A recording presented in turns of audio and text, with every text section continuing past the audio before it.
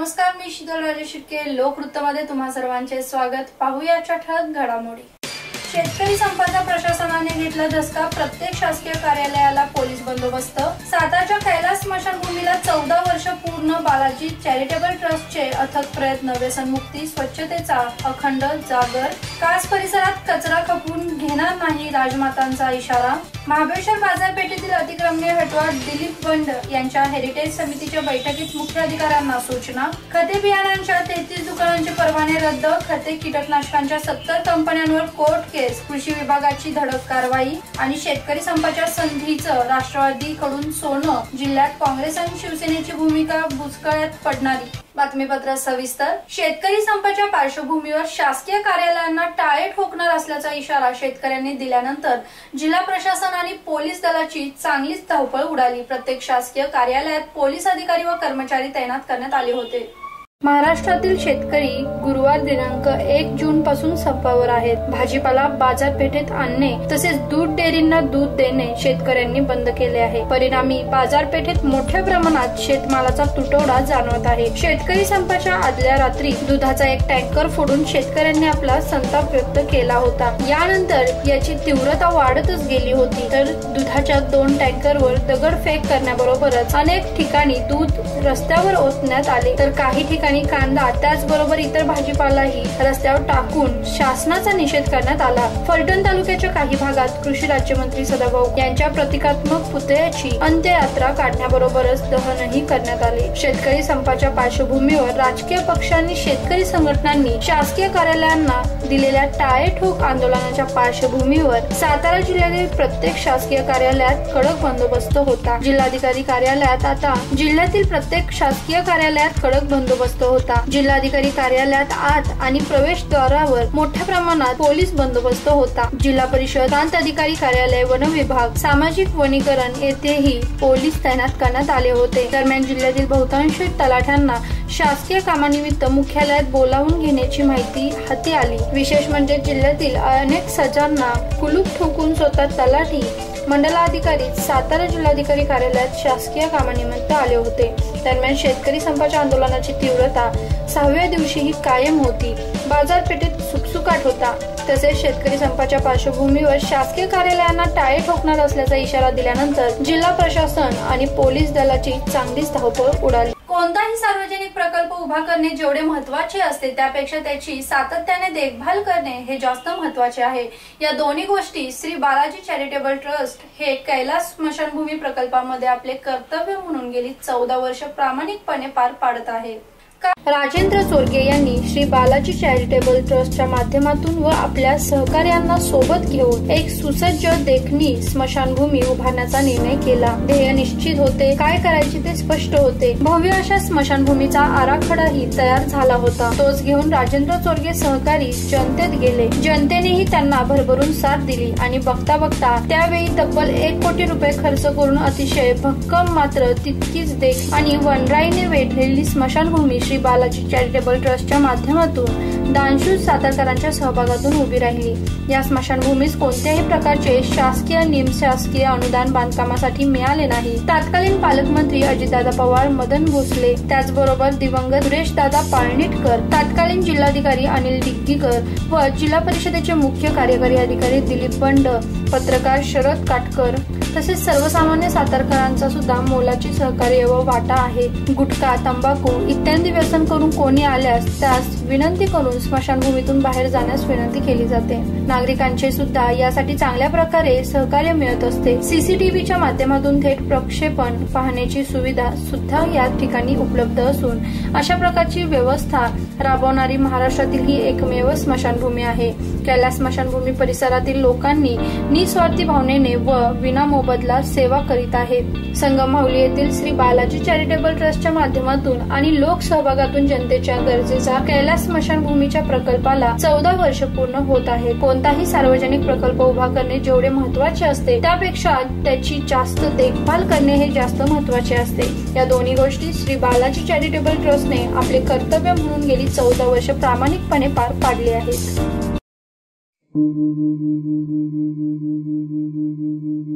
असतो मा सद्गमय तमसो मा ज्योतिर्गमय मृत्योर्मा अमृतं गमय। ओम शांतिः शांतिः। मृत्यू अटळ आहे आणि तो कुणालाही चुकत नाही. मात्र मृत्यूनंतरचा सुरू होणारा अनंताचा प्रवास एका पर्यावरणपूरक, व्यसनमुक्त, स्वच्छ आणि सुंदर परिसरात व्हावा या संकल्पनेतून श्री बालाजी चॅरिटेबल ट्रस्टनं 2000 साली स्मशानभूमी उभारण्याचं शिवधनुष्य उचललं. लोकसहभागाची साथ मिळाली आणि अवघ्या 3 वर्षात तब्बल 1 कोटी रुपये खर्च करून उभ्या महाराष्ट्रासाठी आयडॉल ठरलेली सातारची कैलास स्मशानभूमी उभी राहिली.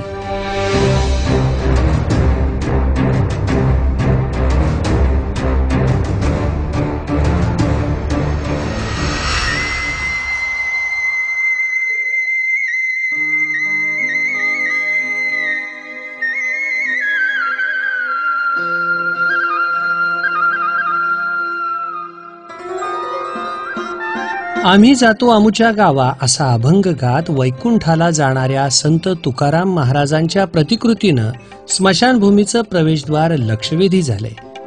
या स्मशानभूमीत 14 अग्निकुंड आहेत. पावसाळ्यातही अंत्यविधी सुरळीत पार पडण्याची उत्तम सोय आहे. 4 शोकसभा मंडप, 2 पाण्याच्या टाक्या आणि स्त्री पुरुषांसाठी स्वतंत्र स्वच्छता आणि न्हाणीघर इथं आहे.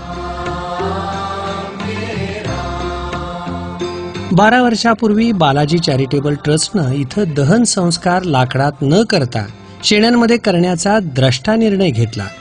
या निर्णयामुळं गेल्या 12 वर्षात 20,000हून अधिक वृक्ष तर वाचलेच, शिवाय गोरगरीब महिलांना शेण्याचा रोजगारही उपलब्ध झाला. नागपूर, बारामती, कराड, शिरवळ, नाशिकसह अनेक ठिकाणी शेण्यांमध्ये अंत्यसंस्कार करण्यासाठी ट्रस्ट कडून मार्गदर्शन करण्यात आलं.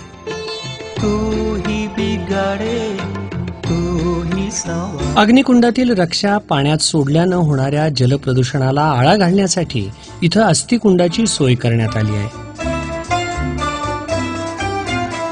जमा होणारी रक्षा आणि अस्थी शेतात विखुरण्यासाठी दिली जाते.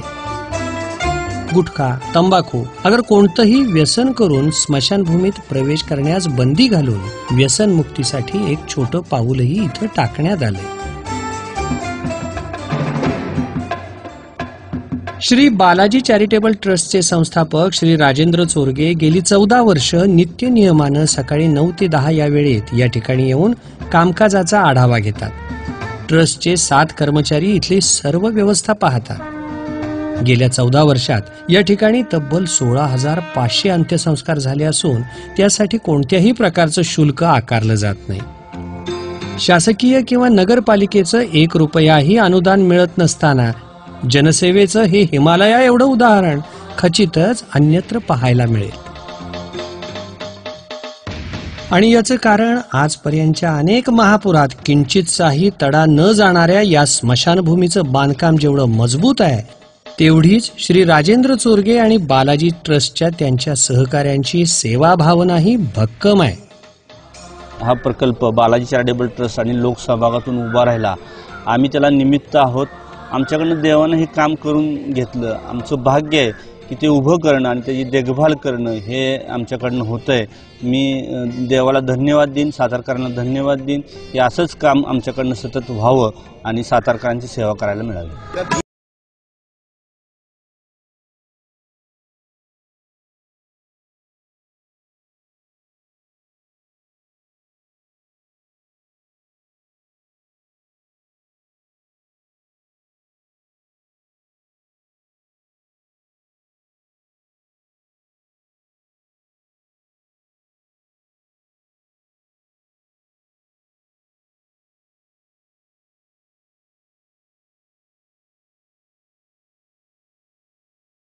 कचरा पडतोय. हॉटेल व्यावसायिकांनी तलावात कचरा जाणार नाही याची जबाबदारी त्यांची असेल, अन्यथा त्यांनी त्यांचे व्यवसाय बंद करावेत. तसेच प्रशासनाने कचरा रोखण्याचा बंदोबस्त करावा अशा सूचना राजमाता कल्पना राजे भोसले यांनी दिल्या आहेत.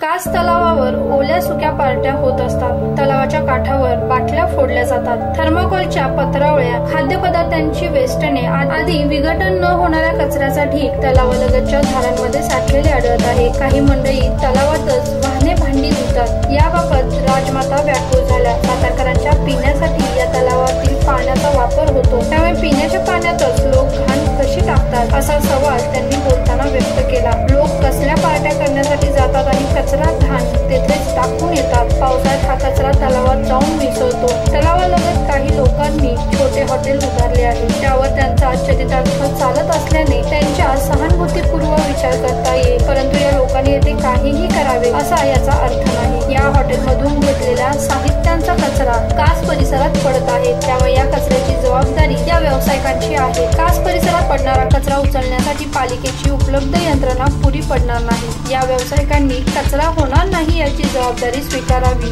नाहीतर असे व्यवसाय बंद करावेत अशा कडक शब्दात राजमातांनी इशारा दिला आहे. महाबळेश्वर बाजारपेठेतील केलेली अतिक्रमणे पालिकेने पावसाळा संपताच हटवण्यासाठी ठोस पावले उचलावीत असे आदेश हेरिटेज समितीचे अध्यक्ष दिलीप बंड यांनी दिले. त्यामुळे शहरात एकच खळबळ उडाली आहे. सातारा, महाबळेश्वर, वाई व पाचगणी येथील ऐतिहासिक वारसास्थळाचे जतन व संवर्धन व्हावे या उद्देशाने हेरिटेज समितीची स्थापना करण्यात आली आहे. या 4 तालुक्यातील बांधकामाच्या परवान्यासाठी या समितीचे ना हरकत प्रमाणपत्र सक्तीचे करण्यात आले आहे. अशाच काही प्रकरणांवर चर्चा करून निर्णय घेण्यासाठी समितीचे अध्यक्ष दिलीप बंड यांच्या अध्यक्षतेखाली येथील राजभवनात बैठकीचे आयोजन करण्यात आले होते. यावेळी ते बोलत होते. यावेळी समितीचे सदस्य रवी रानडे, अच्युत वाटवे, चेतन सहस्त्र बुद्धे, वैशाली लाटकर, डॉक्टर जय सामंत यांच्यासह पुरातत्व, नगर रचना, महसूल विभाग यांचे अधिकारी उपस्थित होते. बाजारपेठेला अतिक्रमणामुळे बकाल स्वरूप प्राप्त झाले आहे, त्यामुळे मिळकतदारांकडून करण्यात आलेले अतिक्रमण हटवण्याचे आदेश समितीचे मुख्य अधिकारी यांनी दिले. हंगाम संपला असून आता पावसाळा आहे. पावसाळ्यात अतिक्रमण विरोधी मोहीम राबवता येत नाही, तेव्हा पावसाळ्यात सर्व मिळकतदारांना अतिक्रमण स्वतः हटवण्याबाबत नोटिसा बजावण्यात याव्यात व 30 सप्टेंबर नंतर असे अतिक्रमण हटवण्याबाबत पालिकेने ठोस पावले उचलावीत व महाबळेश्वर बाजारपेठ अतिक्रमण मुक्त करावी असे आदेश या समितीने पालिकेला दिले आहेत. सातारा, वाई, महाबळेश्वर व पाचगणी येथे वारसा स्थळ संदर्भात वेगवेगळे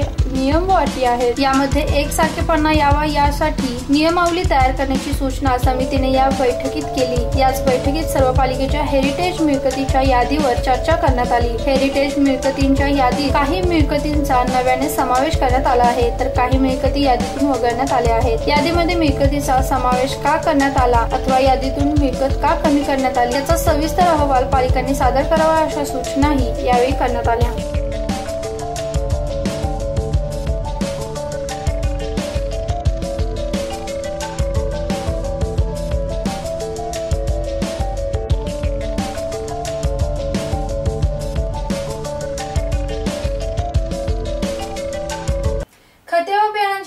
गैरप्रकार दिसून येत असल्याने सातारा जिल्हा परिषदेच्या कृषी विभागाने गेल्या वर्षभरात 13 खते बियाणांच्या 33 दुकानांचे परवाने रद्द केले असून रासायनिक खतांचे 67 व कीटकनाशक 3 कंपन्यांवर कोर्ट केस दाखल करण्याची कारवाई सुरू आहे.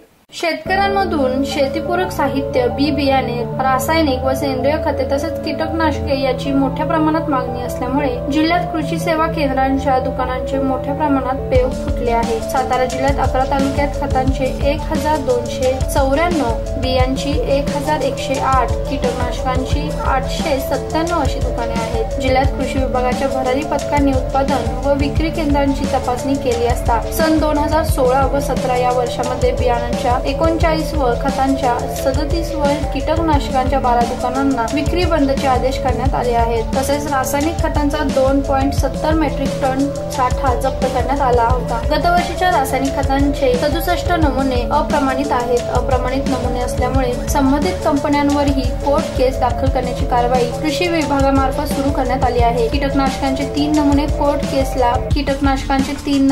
कोर्ट केसला पात्र ठरले आहेत. सातारा जिल्ह्यामध्ये गतवर्षी बियाणांची 12, रासायनिक खतांची 1 अशी मिळून 13 दुकानांच्या विक्री केंद्राचे परवाने निलंबित करण्यात आले आहेत. तसेच बियाणांची 18, रासायनिक खतांची 11 व कीटकनाशकांच्या 4 दुकानांचे परवाने देखील रद्द करण्यात आले आहेत.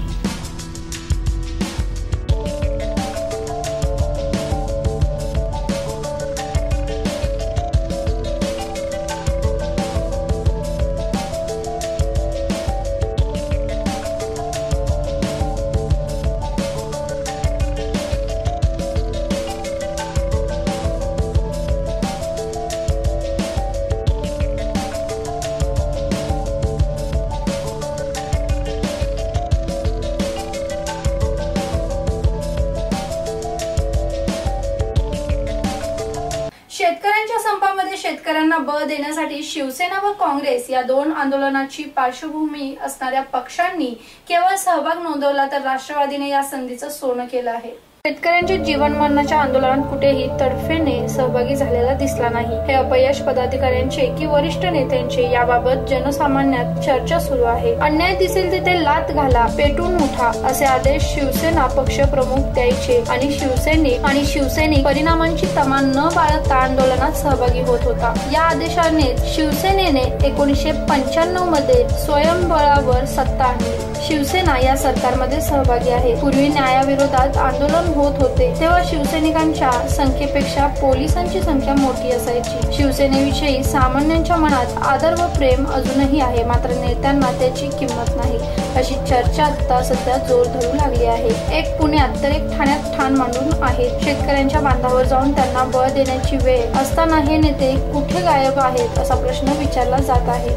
जिल्ह्यातील सर्वात मोठा पक्ष म्हणून सुवर्णकाळ उपभोगलेला काँग्रेस पक्षही सध्या कोमात गेलेल्याची या पक्षातील नेत्यांची तोंड एकमेकांच्या नेमकी विरुद्ध दिशेला झाली असल्याने काँग्रेसमध्येही दुफळी पाहायला मिळत आहे. संघर्ष यात्रेत तसेच नुकत्याच झालेल्या शेतकऱ्यांच्या संपात काँग्रेस नेत्यांनी राष्ट्रवादी सोबत काही ठिकाणी सहभाग नोंदवला. काँग्रेसची मुंबईत बैठक होणार आहे. त्या बैठकीत आंदोलनाची दिशा ठरणार आहे. तसेच शेतकरी उत्पादनाला हमी भाव, कर्जमुक्त आणि स्वामीनाथन आयोगाच्या शिफारसी स्वीकारून शेतकऱ्यांना बळ देण्यासाठी रान उठवलेले असताना शिवसेना व काँग्रेस या दोन आंदोलनाची पार्श्वभूमी असणाऱ्या पक्षाने केवळ सहभाग नोंदवला तर राष्ट्रवादीनं या संधीचं सोनं केलेलं दिसून आले. शेतकऱ्यांच्या आंदोलनात राष्ट्रवादीचे नेते मंडळी आक्रमकपणे सामील झाले, पण शिवसेना व काँग्रेस काही ठिकाणी केवळ सहभाग नोंदवण्याचेच काम करत होते. मात्र या दोन्ही पक्षांची भूमिका लोकांना बुचकळ्यात पडणारीच ठरली आहे. पुन्हा एकदा पाहूया आजच्या ठळक घडामोडी.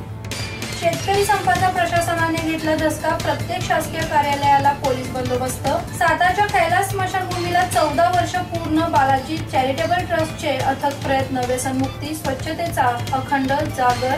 कास परिसरात कचरा खपून घेणार नाही, राजमातांचा इशारा. महाबळेश्वर बाजारपेठेतील अतिक्रमणे हटवा, दिलीप बंड यांच्या हेरिटेज समितीच्या बैठकीत मुख्याधिकाऱ्यांना सूचना. खते बियाणांच्या 33 दुकानांचे परवाने रद्द. खते कीटकनाशकांच्या 70 कंपन्यांवर कोर्ट केस. कृषी विभागाची धडक कारवाई आणि शेतकरी संपाच्या संधीचं राष्ट्रवादीकडून सोनं. जिल्ह्यात काँग्रेस आणि शिवसेनेची भूमिका बुचकळ्यात पडणारी. हे होते आजचे लोकवृत्त. उद्या पुन्हा भेटूया पुढील बातमीपत्रासह. तोपर्यंत Hello everyone, this is Priyanka Nikam. You are watching Lokrutta. Let's say today's news bulletin. As it was declared by the farmers that we will close all government office, the government office got quit tasers with this declaration and has arranged a tight security of policemen in each government office. In Sangam Mahuli by Balaji Charitable Trust and local people involvement, cremation ground was built in Mahuli have completed 14 years. Once work is done, the most important thing is to maintain the work. Same thing is did by Balaji Charitable Trust and local people of Mahuli about the cremation ground. We will not burn the garbage in the Kas area. Hotel owners should also take this thing to the note. Cleanliness of our health is important. Strict action will be taken if the hygiene is found in the Kas area, said by Rajmata Kalpana Rase Bhosle. In Mahabeshwar, the market area is surrounded violation. There is a heretical department. Dilip Band have given orders to remove this violation. Because of this decision, there is an unconscious climate in Mahabeshwar market. Fertilizers and seed supply shops are found misconducting. Therefore, Jilla Parishad have taken action against the fertilizer shop. Action have been took against 13 fertilizer shop, 18 pesticide shop and other 11 seed shops. Farmer strike is going on. Farmers are demanding for the pardoning of loan and to implement Swaminathan Ayog bill. But in this strike, political parties like Shiv Sena, Congress and NCP got involved. But the Shiv Sena and Congress just showed up as they are present, whereas NCP party have used this opportunity and made its gold. This was today's news bulletin. Myself Priyanka Nikam signing off. For more news and update, keep watching Lokrutta.